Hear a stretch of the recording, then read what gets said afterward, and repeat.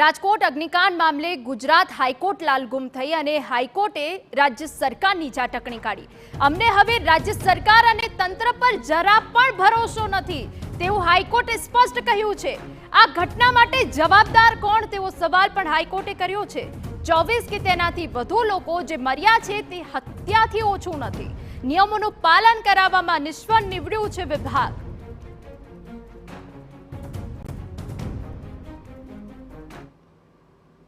तो हाईकोर्टे કેટલીક વાતો કહી છે જે વ્યાજબી પણ છે। અમારા સંવાદદાતા રોનક વર્મા અમારી સાથે જોડાઈ ગયા છે। રોનક, હાઈકોર્ટ જ્યારે આવું કહી દે કે રાજ્ય સરકાર અને તંત્ર પર જરાય વિશ્વાસ નથી તો પછી જનતા તો શું કરે? जी बिल्कुल थी हिना पाछला 1.5 कलाकथी વધુ સમયથી ગુજરાત હાઈકોર્ટમાં જે રાજકોટ અગ્નિકાંડ છે તેના પર સુનાવણી ચાલી રહી છે। મહત્વની વાત એ છે કે અત્યારે રાજકોટમાં એ પ્રક્રિયા ચાલી રહી છે જ્યાં જે મૃતકો છે તેમના ડીએનએ ધીરે ધીરે મળી રહ્યા છે। મૃતકો તે મૃતદેહ છે તેને લઈ જઈ રહ્યા છે। તો બીજી તરફ એ જ સમયગાળામાં ગુજરાત હાઈકોર્ટમાં ખૂબ જ ગંભીરતાથી જે સુનાવણી છે તે ચાલી રહી છે।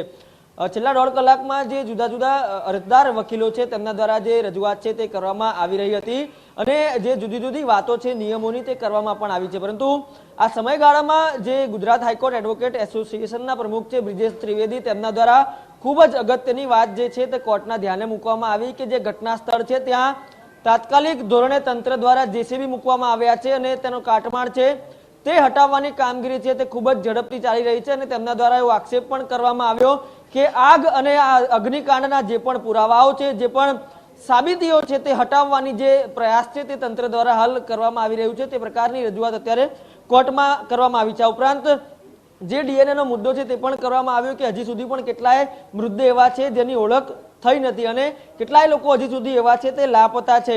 આ ઘટના છે તેના માટે સીધી રીતે જવાબદાર કોને ગણવા કોને ન ગણવા તે પ્રકારે પણ એક સવાલ છે તે ગુજરાત હાઈકોર્ટમાં ઉઠ્યો છે। આ તમામની વચ્ચે ગુજરાત હાઈકોર્ટ દ્વારા ખૂબ જ અગત્યની જે વાત છે તે મૂકવામાં આવી છે કે છેલ્લા 4 વર્ષથી આ ફાયર સેફટી સહિતના મુદ્દે જ્યારે હાઈકોર્ટમાં પિટિશન ચાલી રહી છે ગુજરાત હાઈકોર્ટ તરફથી અનેક વખત જે વાતો છે તે મૂકવામાં આવી છે, અનેક ઓર્ડર છે તે પાસ કરવામાં આવ્યા છે, પરંતુ હવે ગુજરાત હાઈકોર્ટનું કહેવું છે કે તેમને રાજ્ય સરકાર અને જે સંબંધિત મશીનરી છે તેમના ઉપર જરાય પણ ભરોસો નથી।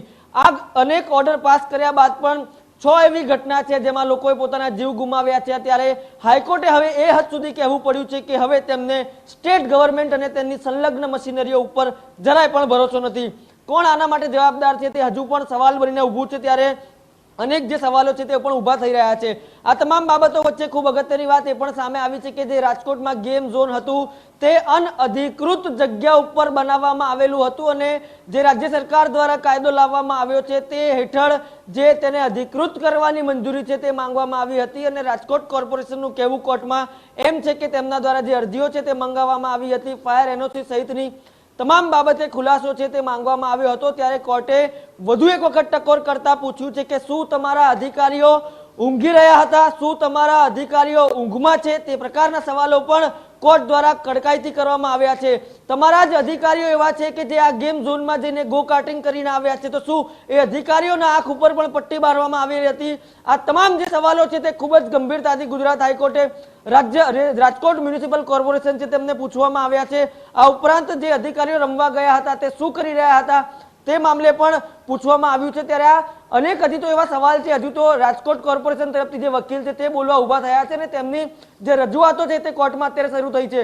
હજુ અન્ય કોર્પોરેશન છે તે પણ બાકી છે અને લાસ્ટમાં જે સ્ટેટ ગવર્મેન્ટને રિપ્રેઝેન્ટ કરી રહ્યા છે તે વકીલનો પણ સમય હજુ બાકી છે। ત્યારે આવનાર સમયમાં હજુ પણ કેટલીક ગંભીર બાબતો અંગે ખુલાસો થઈ શકે તેવી પણ પૂરેપૂરી શક્યતાઓ છે। ત્યારે અત્યારે આ ખૂબ જ ગંભીર મામલે ગુજરાત હાઈકોર્ટ પણ ખૂબ જ જે ગંભીરતા છે તેની સાથે સુનાવણી અત્યારે ચાલી રહી છે।